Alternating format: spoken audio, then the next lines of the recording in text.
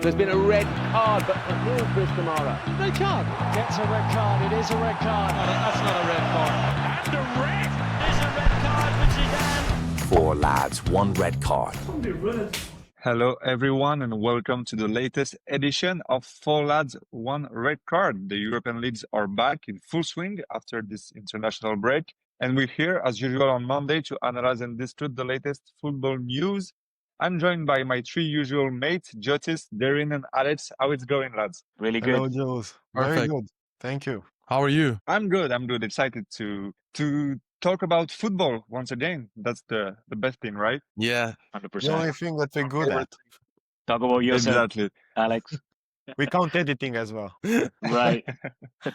Well, guys, so really excited to be with you today. Just before we begin, please don't forget to follow us on our social medias, put a like, comment, share our content on Spotify, YouTube, Instagram, and X. Guys, we're ready, and we'll start with our usual tour of Europe, beginning with Germany and the Klassiker between Bayern Munich and Borussia Dortmund. Bayern won 2-1, securing their 11th victory in as many games this season across all competitions, so that's quite impressive. And so another win for the reigning champions with Harry Kane in outstanding form. Darren, tell us about this Harry Kane classic match. First of all, brilliant victory for Bayern Munich. They were, as usual, amazing. This season, they have been really, really good, as you stated yourself in one of our previous episodes. But obviously, for the Dortmund game, the star of the game was Harry Kane himself. And he didn't play as a normal striker that we know, that we're familiar with. Yeah. Vincent Kompany actually tried something different, which I totally believe worked, which is playing Harry Kane as an offensive midfielder, which always drops back to the central mid to throw passes forward to both Luis Diaz, to Olise and other teammates. And I think it worked pretty well in overall. I didn't watch the entire game. I watched several different minutes from here and then. And it's safe to say that Harry Kane is one of the best players that I've seen in this generation. And even though he's, I would say, past his prime, he's still performing amazingly. He's about 30, if I'm not mistaken, but he's still performing incredibly. I mean, he's not only scoring goals, but with his technical ability and his view of football, his mind for football, his football IQ more overly. He's performing really, really well as a dropping down striker, midfielder, whatever you want to call it, because I've never seen a position like this, a striker playing like this.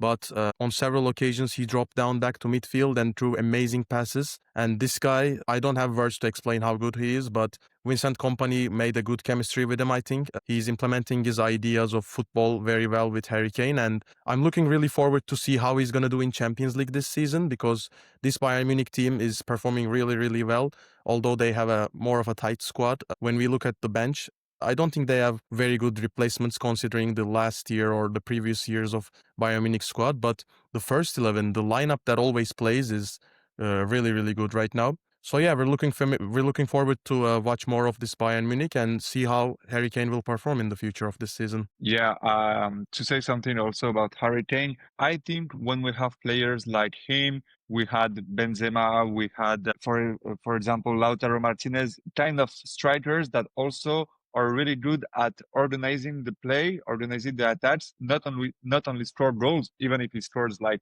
100 goals per year right now at Bayern Munich. But when you have a player like this in the front that organize the game, that is assisting players, that is scoring goals, it's a real strength for teams. And what we said so in the previous tweet about that Bayern Munich is that I agree with you. They don't have the largest squad they can have. I think they have like 14 or 15 players, but all those players are really sure, really efficient. For example, when you watch Konrad Laimer, which was playing left back, I think he's really impressive because he is very technical, he's very physical, he plays always smart. And that's right, Vincent Kompany succeeded in its way to organize the team to have a complete and full block that is attacking, defending.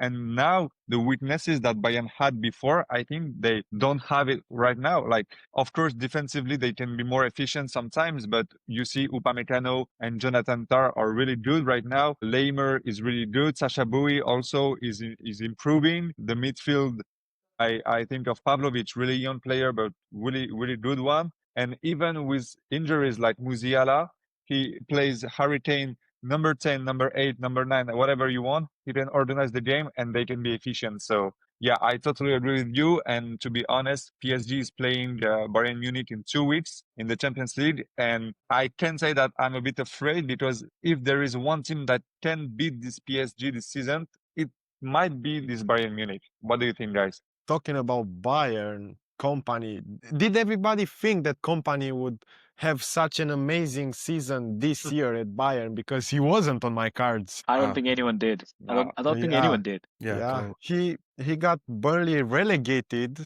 and he was blamed for that because he tried to play this kind of attacking football, and it was clear that he didn't have the resources for that. The players that he had weren't at the quality needed in order to play this football. And right now at Bayern, after a pretty rough first season, of course he won the league, but everybody can win the league as a Bayern Munich manager. Even us, if we are at the helm of Bayern, we can win the Bundesliga.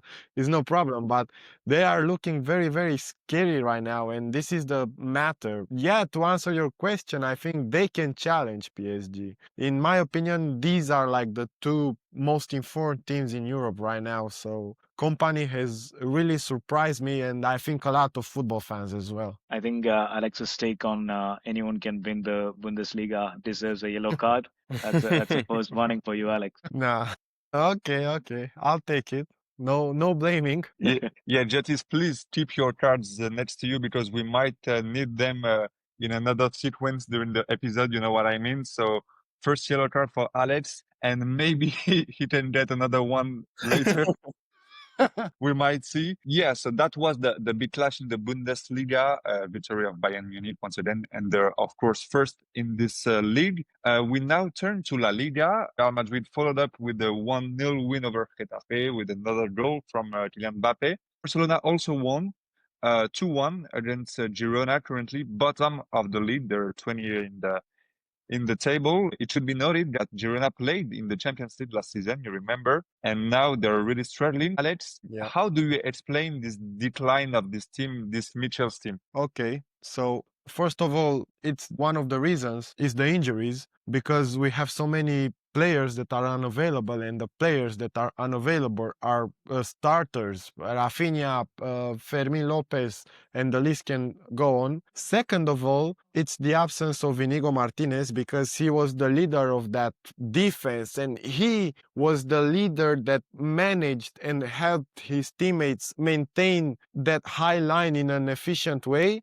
Because right now, even though Eric Garcia is a great player, he is not Inigo Martinez. This is the second reason. And the third reason is that when we have the starters unavailable, Flick is still trying to play the same line. I was about to swear right now, and I'm not allowed to do that, but Flick is still trying to play that very high line. Even though he has absences, you can't play that line when you have Gerard Martin playing as a left back, because he wouldn't make it in the Romanian league. He, with all due respect to Gerard Martin, he's very limited as a player. He is not technical. When you see him get the ball, you are scared because you don't know what he's going to do with it. He is always in the danger of losing the ball. He is not comfortable at all playing with the ball. He's a really like a very non-nonsense defender, and you can't play the same game, you can't play the same way as you did last year if you don't have the players. So in my opinion, these are the three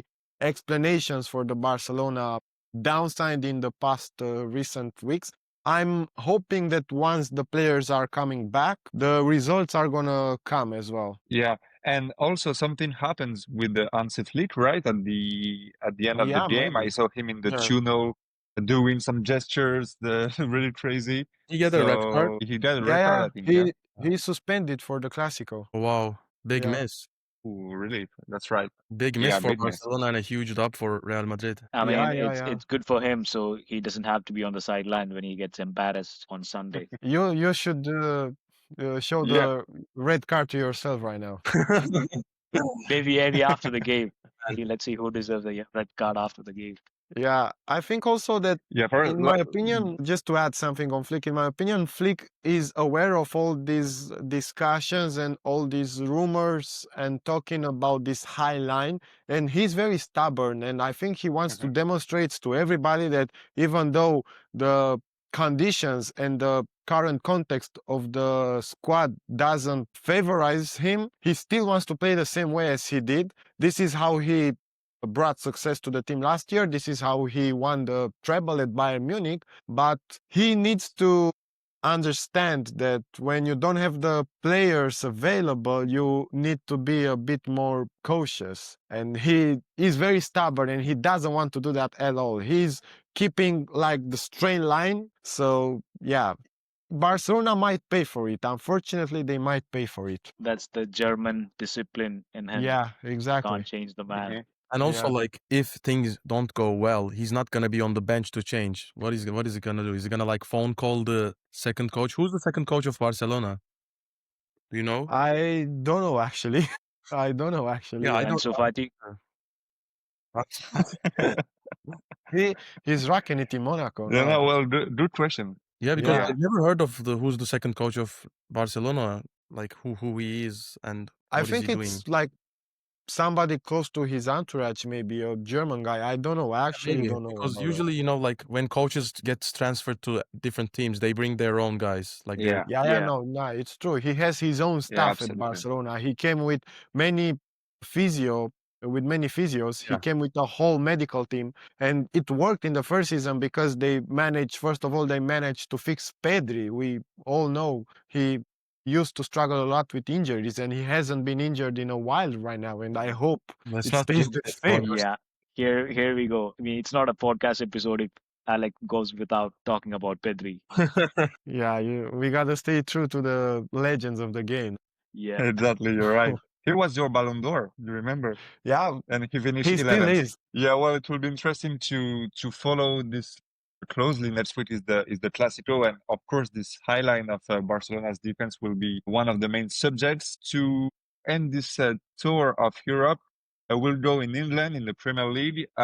Some results: Chelsea won at Nottingham Forest. City followed suit against Everton Toffees. Arsenal also won at Fulham, and Aston Villa surprised Tottenham in London.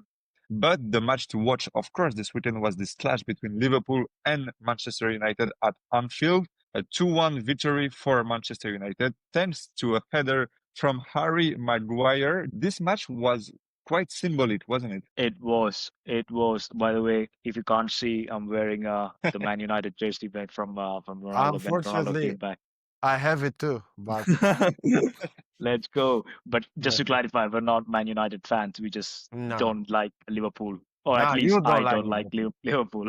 Yes, Alex is a Yeah, fan. you don't like it. But the game yesterday was incredible. Like, it was box to box game. Liverpool had a lot of chances, and Man United deserved to win in the end because they stayed strong. And it's the first win in 10 years. So the last time Man United Yeah. won this fixture at Anfield was in 2006 when Rooney scored a goal under Louis van Gaal and won the game 1-0. So it's been 10 years. And here's an interesting fact, right? Man United had 7 head coaches since then, and none of them have won this fixture. And Ruben Amorim, in his worst point of his career in Man Yeah. United, has won this game out of complete surprise. No one expected Yeah. Man United to win then. And who won it? It's the most poetic justice in football, like Harry Maguire. Maguire. It's crazy, right? Because just a couple of seasons ago, like even last season, and not last season, maybe the season before, he was getting trolled. He was getting shambled by everyone, people online, the fans, the media, the pundits. Everyone was taking a toll at him. He was the scapegoat of like Ten Hag's disaster class, and or even the managers before, like when Ole Gunnar Solskjaer he had to leave. People were blaming Harry Maguire. I respect that because he stayed at the club. He did like put his head down and he worked, and his comeback is complete. His redemption is complete. Yeah, big win for Harry Maguire and big win for United. Yeah, this is really a redemption for Harry Maguire. I heard something really interesting and I think really true is that about Harry Maguire is that all the previous coaches tried to put him on the bench, tried to convince him from the squad, and at the end he was still there, and he like maybe this game at Anfield against Liverpool for Manchester United is the biggest game of the season. And who is the guy that scored the goal to win the game is Harry Maguire. So mentally, yeah, that's poetic. And mentally, I think that we should shout out to this man for his mental strength because, as you said, everyone was blaming him for like just justify or not reasons, but he was not the hero. He was not the guy we wanted to see. He was not the defender compared to the other one in the league that we wanted to put high on in the list. But at the end, he is really consistent. He's solid. He has always his mental strength that guiding his teammates right on the pitch. He was the captain after Bruno Fernandes went out. So this is really an interesting story about this player, and he's still there and offers the biggest victory for Manchester United since lots of months right now. So that's impressive. Yeah, totally. Yeah, I also really want to is. direct the chat a little bit to Liverpool's side because that's something we need to discuss too, I think. Yeah. I don't think they played completely terrible. I think like in some parts of the game when I was watching, there were parts where Liverpool dominated the field and they actually caged Manchester United in their own side of the pitch, and they had some chances that they could have scored. One of the chances I remembered, which was completely out of nowhere, the Cody Gakpo cross or shot. I don't know what he did. Did he cross the ball? Did he shoot the ball? But it bounced back from the post. They had several chances like that, but it seems that it's not working. I mean, this is, if I'm not mistaken, fourth or is it the fifth or fourth consecutive loss for Liverpool? Fourth one, I think. I think. Yeah. Fourth consecutive loss for Liverpool, and Florian Wirtz still not putting anything on the pitch. I mean, even Harry Maguire scored a goal, and Wirtz didn't even make a goal or an assist yet. He didn't make any contribution to the team yet. Also, Alexander Isak as well. I mean, he came for 150 million euros. I mean, if you pay that much money for a striker, you expect something from him. Yeah, I mean, this is such a huge game, such a big game, and big transfers, big stars need to step up in the big games, but unfortunately, he didn't for the Liverpool side. And yeah, Arne Slot's disaster is still keep on going. I don't know how it's gonna end. What do you guys think? I have a thought on that. We should talk about Liverpool because they spent this summer, the last transfer window, they spent over 480 million on transfers, and so far it hasn't paid off. One of their biggest signings, and I think the biggest signing of the summer, was Florian Wirtz. And you know how the 007 meme that has turned into like the Ben 10 meme, and then it's 10 now because it's been 10 games. But that's how it has been. And also, like you said, Alexander Isak, it hasn't worked out. Last season, when Arne Slot came in and they won the league, it was happy. Like everyone was happy because they weren't sure how Arne Slot fit in after Klopp's legendary era at Liverpool, but it was perfect. But now they're starting to ask questions. Is Arne Slot really the guy for Liverpool? I think it's a bit early to judge him after 4 games. Yeah, But of still, course. does he have a system on his own and he make the best of all these players? Because people are looking at these spendings because Liverpool hasn't spent that much money in a transfer window in quite a long time. So what's going on there? Alex, maybe you can answer this. So, first of all, I don't think we should turn our backs on Arne Slot. I still think he is the guy, and I don't think that Liverpool went on the transfer market and splashed all that cash just because Arne Slot told the board to do so, because otherwise it would have been so easier for Klopp as well to do that. It was like a very strategic moment, and the board calculated that this is the moment that they need to go on the market and get those players and upgrade on the positions. I think that Liverpool really upgraded their squad. The thing is, he won the league last year because the players that were in the squad at that time, they were playing together for a very long time before that season started, so they knew each other, and he came in and he didn't change a lot.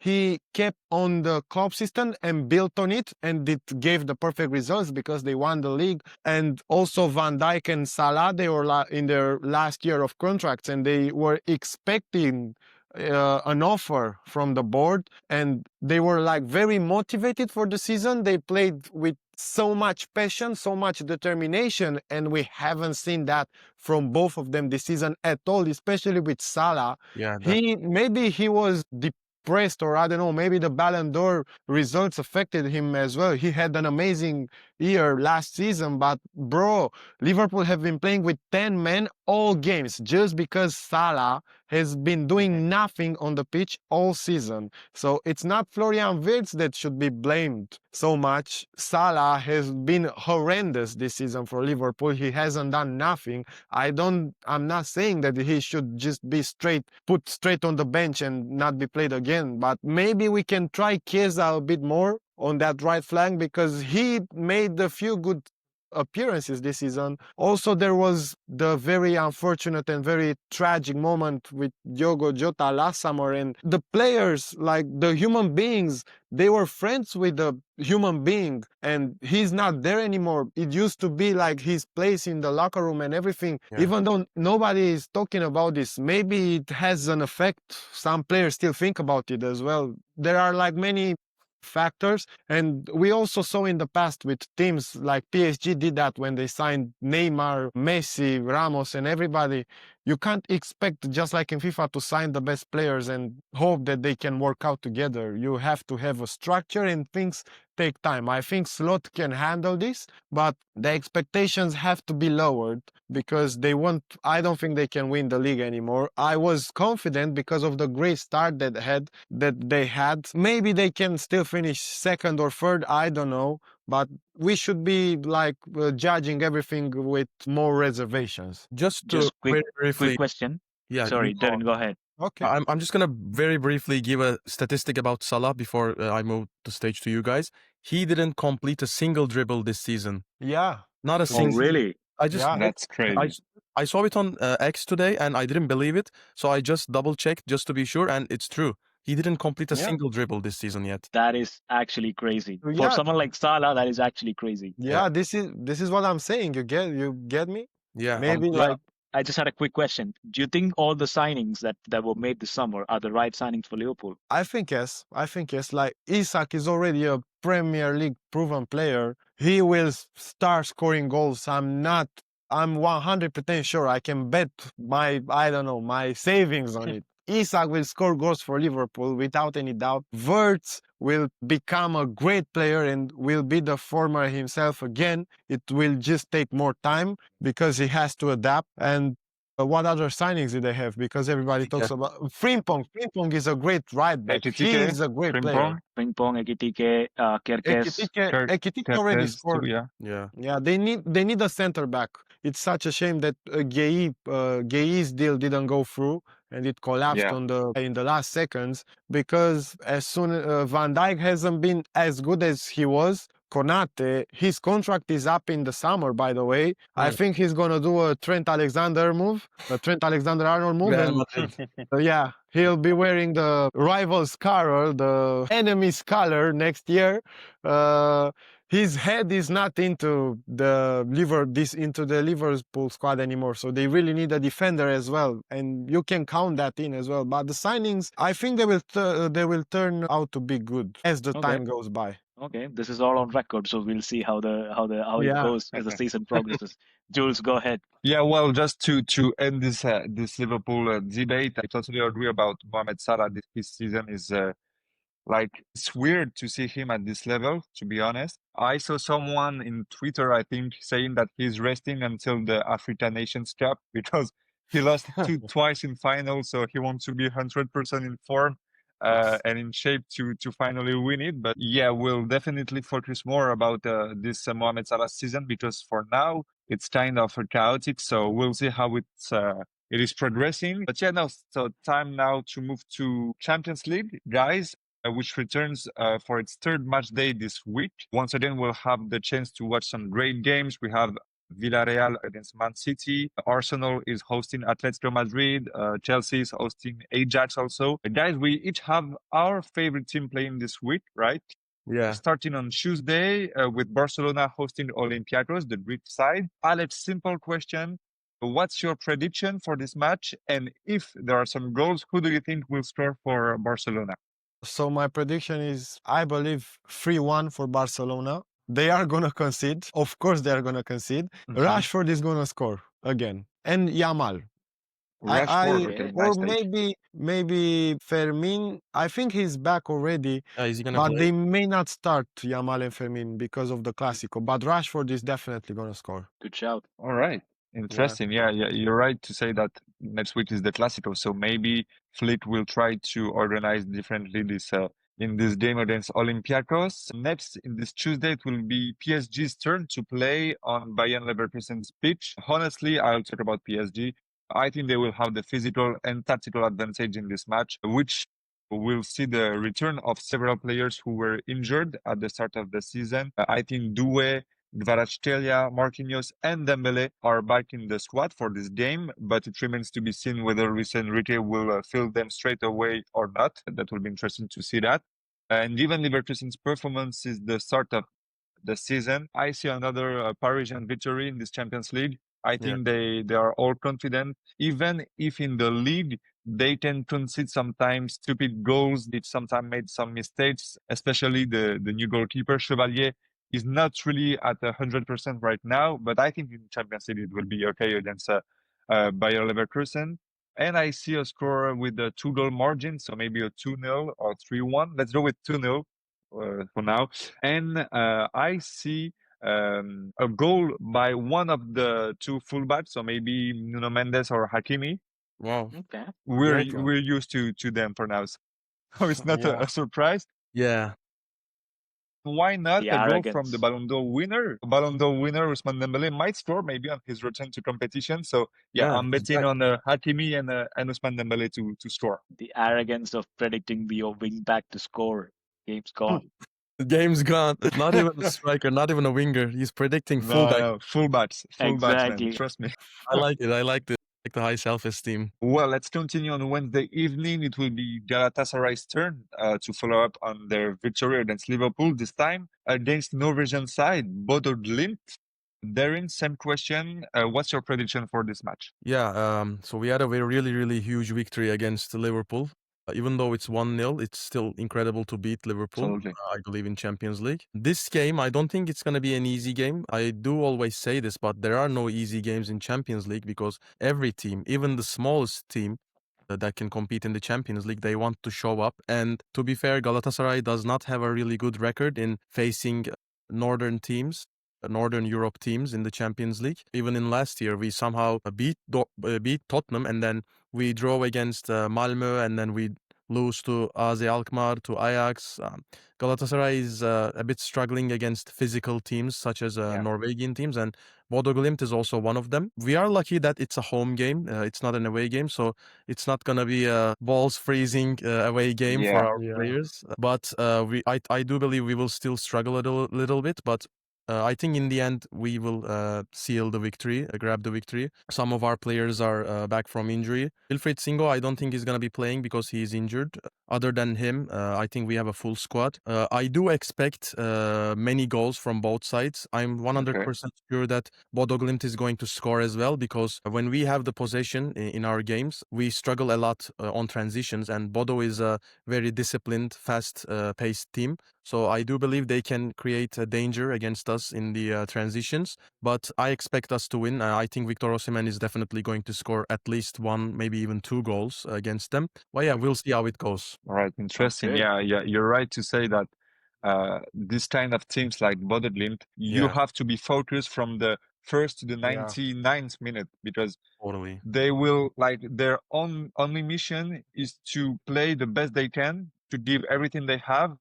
This is a huge promo for them to play in this Champions League, playing in big stadiums like Galatasaray one or other ones they have played. So I think if you are not 100% focused while playing those kind of teams, you can be surprised and get not a good result or the best result you should have. So yeah, I think Galatasaray has to, like, I think they are stronger than Bodo Glimt, to be honest, and that's sure. But they have to stay focused to secure the victory. And to get a second victory in this Champions League phase will be important for Galatasaray to qualify maybe for the next round. So yeah, it will be interesting to see that. We'll finish in style with the clash of the day in Europe. Real Madrid taking on Juventus at the Santiago Bernabeu Stadium. Juventus lost to Como that weekend. with a goal from former Real Madrid player Yeah. Nico Paz. We should talk also about that player because he's doing really good in Italy. But for now, Real Juventus, Joris, what are you expecting from this game? I think it would be a win for Real Madrid. I know it is a big clash, but the state the Juventus are in at the moment is not good. Like you said, Yeah. they just lost to Como 2-0. But more importantly, they've been on a six-game winless streak actually. So they lost against Como, Yeah. and the 5 games before in all competitions have been draws. So Yeah. it was against, I think the last game that they won was against Milan, the 4-3 win against them. That was Inter, more than a yeah. month ago. Yeah. So they're not in a good spot at the moment, and then they're coming to Bernabeu, I know, which is always tough for oppositions, and it's a Champions League night where Real always, at their best. And Real Madrid, apart from the loss in the derby, has been good this season. They're looking a consistent side. The players are all in form. So I think it would be a really, really tough night for Juventus, and a good win for Bernabeu, at Bernabeu, Real Madrid. As score predictions, I am saying 3-1 because we still have some defensive struggles, but yeah, shouldn't be too hard to beat Juventus. Just to ask you a question, Jotis and the others, we see now that this season Xabi Alonso is still trying new things. Sometimes he plays with Rodrigo, sometimes he plays with Vinicius, sometimes Mastantuono. So it always change. Jotis, if you were Xabi Alonso for this game against Juventus, who will be your 3 or 4? It depends attackers to play directly in the game. Who will you choose? I would go for Kylian Mbappe because obvious reasons, and then I would put Mostantuono in there, and then I would start Vini, and then get Rodrigo after 60 minutes or so, depending on how the game goes. But that's how I would start the game. I totally agree. I would use the same three front in the attack. I would use Mastantuono, Vinicius, and Mbappe. But one change maybe I would make is that I've seen that on the Getafe game, Bellingham didn't have so much creativity. Maybe it's because of the injury, maybe something else. But I think Bellingham might play better as a box-to-box center midfielder instead of playing as an attacker midfielder. So I would use Arda Güler on the attacking midfielder. No bias, by the way. Not because he's the Turkish star. He's my But boy. he's really good right now. But yeah, I think he has a really, really good chemistry with Kylian Mbappe. I mean, he makes so much assists to Mbappe, and they like with each other. So I wouldn't break that line in the Juventus game because they're gonna need it. Bro, Right. guys, Alex. I think you're forgetting the real, true, amazing Real Madrid players. So I would start Mateo Lahoz on the left wing. We have Anthony Taylor as a striker. And Oh my then God. in the right wing, we have Çakır. So we have the complete lineup of Real Madrid. Bro, Checker is retired. That He is will the come back second just for that yellow day. for you. That's 2 yellows. That's 2 yellows, Alex. No, Alex. that was a funny one though. No, it was a good one. I was actually confused with the first name because I wasn't I too was like, sure. is this an Mateo academy player on Lahoz, Real Madrid? Who is he's it? And then- the one, he refereed Argentina and Netherlands at the World Cup. He's a very controversial referee in Spain. Wow. He refereed Argentina and Netherlands, and you're Yeah. talking about him being bribed by Real Madrid. There's an irony in that. You realize that, don't you? But if you are looking at the past La Liga seasons, he has given the most in favor decisions for Real Madrid and very controversial ones. So yeah, he's the Florentino guy. As a Barcelona fan yourself, I think it's better that we don't talk about refereeing decisions and I don't know ongoing what you're cases with talking referees. about. Yeah. Well, so, okay, nice. I like your front three, Alex, with those 3 referees for Real Madrid. Guys, it's like, Jotis, you're right to have your card because it's time to move on to a sequence that I'm really looking forward to. Oh no. You remember, guys, at the start of the season, we made several predictions about this year. We'll have time, of course, later to review each of them and discuss them. But today, I've selected one prediction from each of us, and we'll judge together with the cards. So we'll judge if this prediction deserves to be punished, yellow card, red card, or okay, that's okay. All right. I know which prediction you chose for me. I'm getting a red card, 100%. I know which one. You know it? Okay, we'll know it. come to it. I have, of course, as you said, chosen prediction that have so far been unsuccessful. I didn't choose the good ones for now. I'll start with mine to get it out of the way. Okay. Mine was Napoli and Villarreal in the top 8 of this Champions League phase. So I just want to explain a bit. The Champions League season has only just begun, all right? Villarreal is currently 26th in the standing with only 1 point, and they will play Manchester City this week. Okay. Napoli, meanwhile, is 19th in the table with 3 points. That's not too bad, but I think it's going to be difficult to make it to the top 8, to be honest. So that was my prediction. I took some risks. So guys, now I let you judge. Do I deserve a card or tell me? I think No. for the Villarreal, you deserve a card, but for the Napoli, no, because they still have Yeah. lots of games to go, and 3 points is okay. Yeah. I Yeah, have kind of the same. opinion. Yeah. Yeah, I think it was a bold call, so I think that's okay. Okay, I took some risks. Let's see. I think Villarreal are cooked. Napoli will see, but it's gonna be tough. But let's go to the next one, and I think this one will be interesting to discuss. There was someone between you guys that predicted a disastrous season for Manchester City in Premier League. I quote the guy. So Manchester City will finish mid-table. Okay, Mid-table, wow. mid-table. At the moment, the Sky Blues are second, ahead of Liverpool, and only 3 points behind leaders Arsenal. Justice, it's gonna be difficult to defend yourself, but you can. So we're listening, and then we'll judge. Okay, so first of all, the problem that I did not expect, which in hindsight I should have, is Erling Haaland going monstrous in every game, Yeah. every damn game. He's been bagging goals like he's starving to death Oh, on the wow. streets of Manchester. Like like its life depends on it. So Yeah. that's You're something I right, didn't really expect to see. But that guy has, single-handedly. I mean, don't get me wrong. The Man City team this year is not the best. It's nowhere near the best they've been. Like No, they're it's not. they're an all-right team. Yeah. But Erling Haaland becomes clutch every single game. So that's something I didn't foresee. But yeah, I probably deserve a red card for that. I mean, we are halfway through the season right now. We are saying that you should get a red card maybe, but imagine if they surpass Arsenal and if they win the Premier League at the end of the season. Yeah, what can we give Yeah. to you if they win the league? If that happens, we should create a purple card as the FIFA is discussing, Yeah. Give it to Jotis. Yeah. Yeah, I'm banned from the Yeah. episode for like 10 episodes. Like, Yeah, maybe until Manchester City is 10th in the table, maybe they will lose like 10 games and then you will write and then you can come back. Yeah. Your yeah, red that's card probably a would red be card for me. yeah. Bro, you should prepare maybe a extra spicy Indian food for Erling Haaland, so he's not gonna be able to play for a few weeks. His stomach is gonna get destroyed, and he's not gonna be able to play. Maybe then you can clear that red card. Yeah, I need to call some of my guys in Manchester. Do it. All right. One is Alex, who predicted that Real Madrid would finish outside the top 8 in the Champions League. Okay. I'm quoting once again, Alex. Real Madrid doesn't take the competition seriously in the early stages. Okay. At the moment, Real is second in the table with 2 wins from 2 matches. What can we say? Of course, they played against Marseille and Kairat Almaty.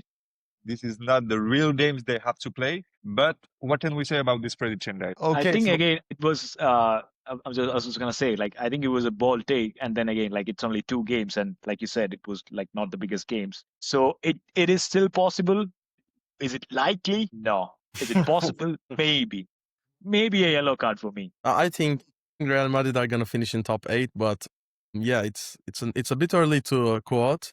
I wouldn't say it's a red card, but it was a very risky take because they are Real Madrid. This is their tournament. I mean, they are the kings of Europe, so it was a risky take. And I wouldn't say that they have beaten very easy teams. I mean, Pafos game was it? Oh, sorry, but it was not Pafos, right? What was the team? Almaty. Almaty. Kairat Yeah, the Almaty game was easy, but the first game against Marseille was difficult. I mean, That's if right. not for that, was it a penalty? I think it was a penalty. If not for that penalty in the Yeah. last minutes of the game, Real Madrid would not have been able to win that game. It was a So tough. you I think it was see, 2 penalties. Yeah. yeah, they brought on the players I mentioned before. Yeah. Right. Nah, so no, to defend myself now, I think they are gonna lose the Clasico and then go on a 10 games losing streak. And my prediction is gonna We're be recording alright. this, by the way. We are recording this. Right. Honestly, Alex, after Sunday. And after 10 episodes, he said 10 games. Yeah.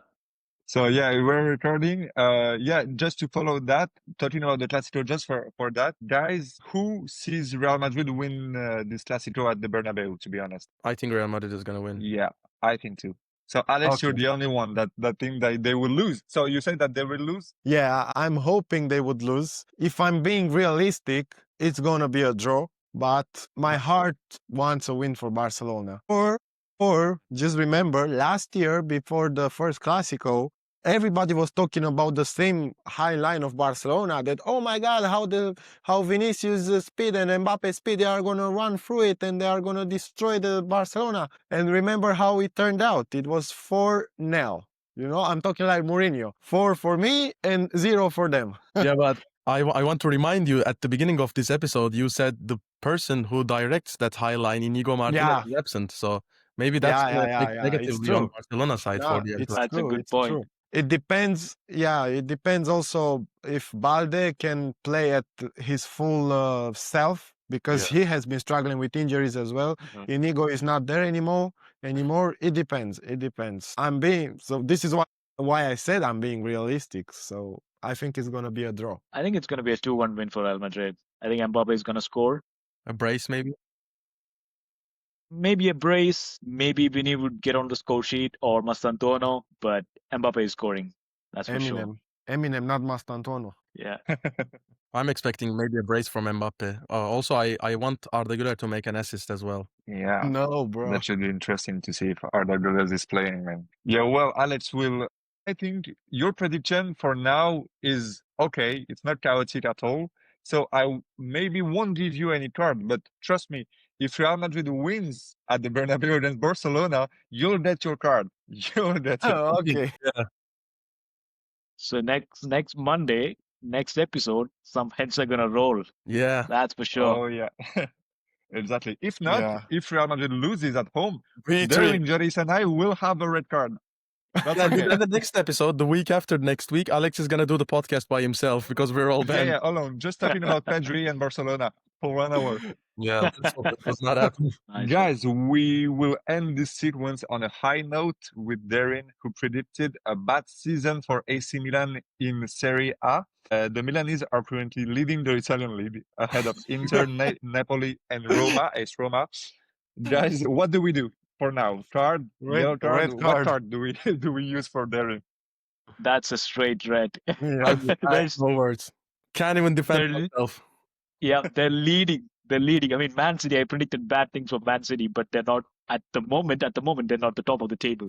But AC Milan, man, that's a straight red. You know, yesterday I knew this was gonna happen when Jules said that in this episode we're gonna do a sequence like this. Yesterday, before the Milan-Fiorentina game, I was praying that please Milan don't win, so at least they're gonna be like second, third, fourth, or something like that. So it can be maybe a yellow card, but they won the game, and they not only win the game like in a normal way, they made a comeback from losing 1-0. And they won 2-1 with a brace from Leao. And this is a straight red. I have nothing to say in my defense. To be fair, I didn't expect Allegri to create such a good playing team. I'm not saying they're a perfect team. There's still a long way to go at the end since the end of the season, but I think they're giving really good signs considering their squad. I mean, 40-year-old Luka Modric is playing amazing in this Milan squad. Rafael Leao, he was being questioned a little bit about his performance, but I think he's putting a good show as well. So it's safe to say that I apologize to Allegri for criticizing him very harshly and accept my fate with being suspended with a red card.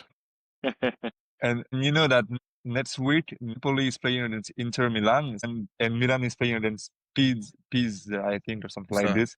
So yeah, Pisa. So they might gain some more points and continue their front run. They're really good, to be honest, for now. Yep. I mean, they're not playing any European competition, so maybe that helps this season. Yeah, definitely. And yeah, I agree that I was not expecting Allegri to build a new style of play with new players. They lost great players last season. For example, Reinders, which was a really talented player, and for now is playing with Manchester City really good. So I was not expecting that level. The season is really long. I think Inter, Napoli, and also AS Roma will continue to be dangerous in the league. So yeah, it's impossible for now to predict the winner of this Serie A, but Mhm. AC Milan is quite interesting, and why not winning the Scudetto would be great for them. So we'll see. Just before we conclude the sequence, for the ones that are listening or watching us, I said that I've chosen bad prediction we made, but trust me, we had also, if you listen to the previous podcast, really good prediction that we made for now. So we'll talk about them later in another episode. But we are chaotic, but we can be good sometimes. Okay. Yeah, sometimes.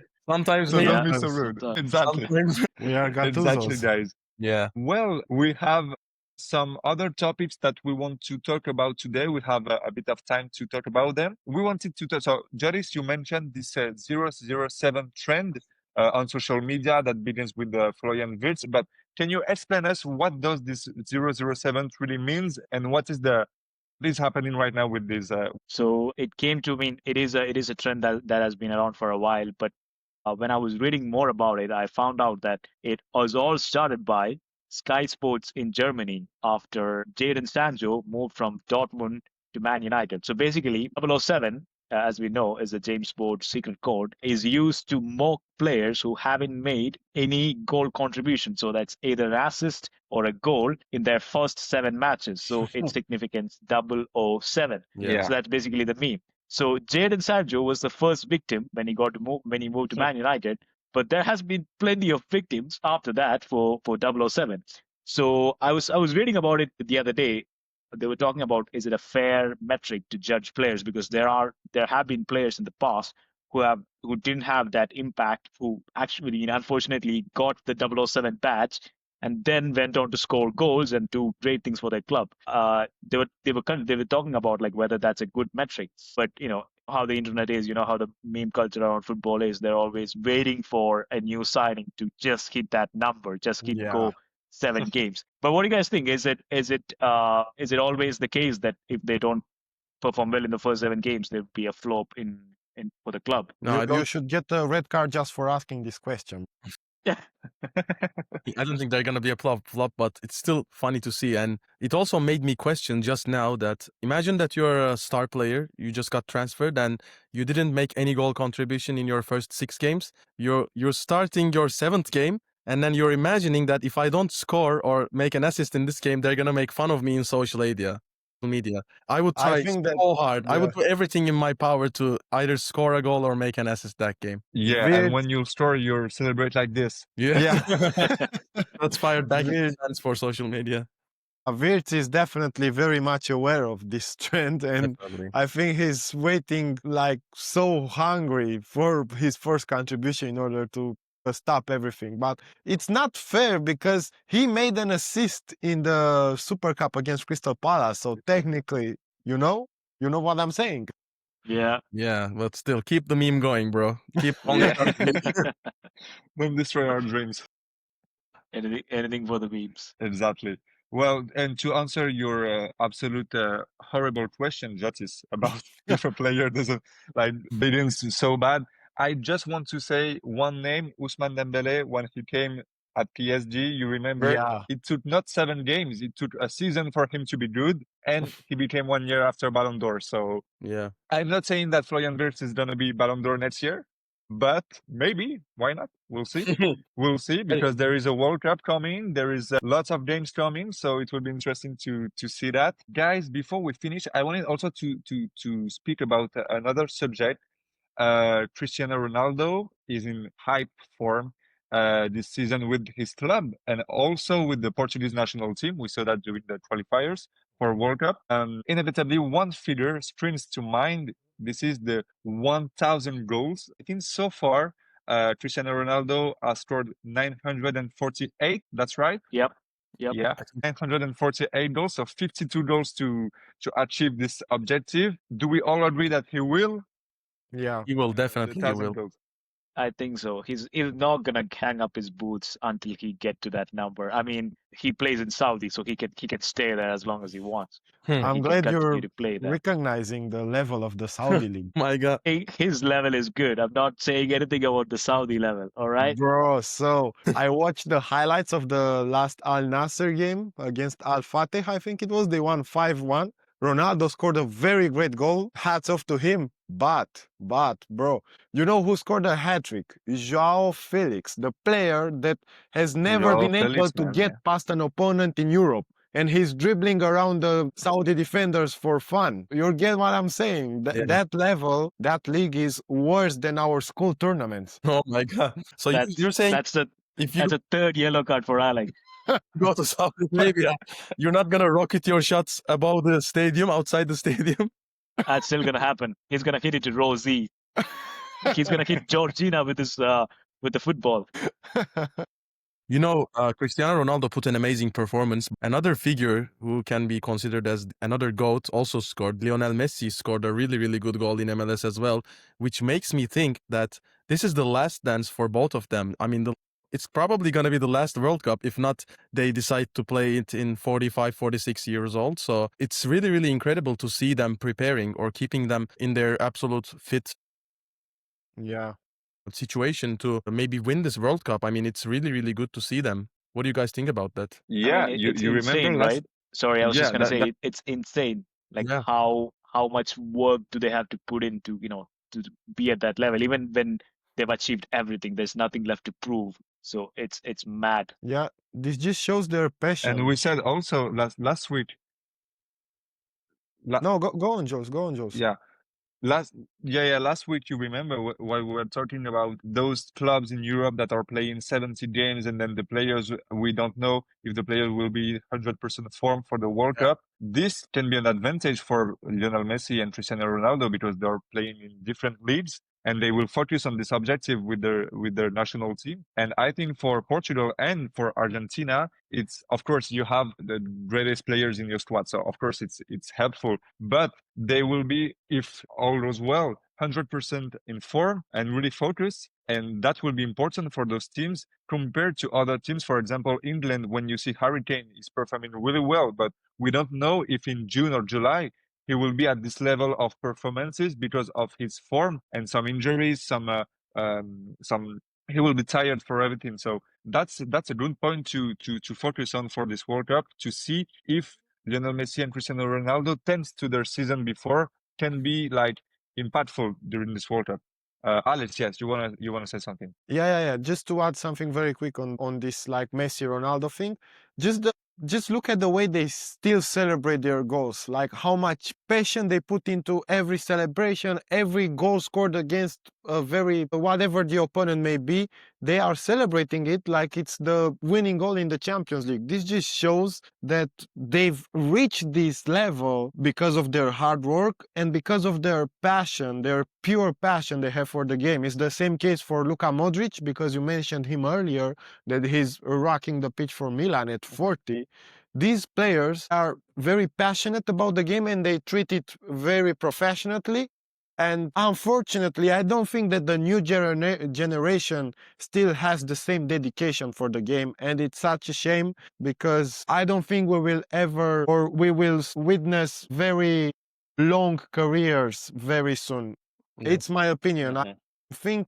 I hope I'm going to be proved wrong, but I don't see the same dedication in all the young players nowadays. Yeah, I think materialism is a bit overcoming the passion for football in the young generation of players. As soon as they Yeah, get money, yeah, it's kind of over for them. yeah, no, I agree. I don't think we'll see any careers like this in football anytime soon. Yeah, I can't think of any player who's at their peak currently playing until 40. Like, I don't see anyone. Maybe Mbappe Erling Haaland.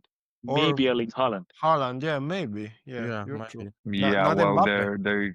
they have like 25. Yeah, Alan is 25 or something. So we'll see if he can maintain this form during 15 years more. So that's crazy to think that they're playing at this age and they're like, we talk about them for potential winners of the World Cup, and they're 38 and 40 years old. So that's crazy. Yeah. That's the two legends we have in this football, guys. We've now come to the end of this podcast.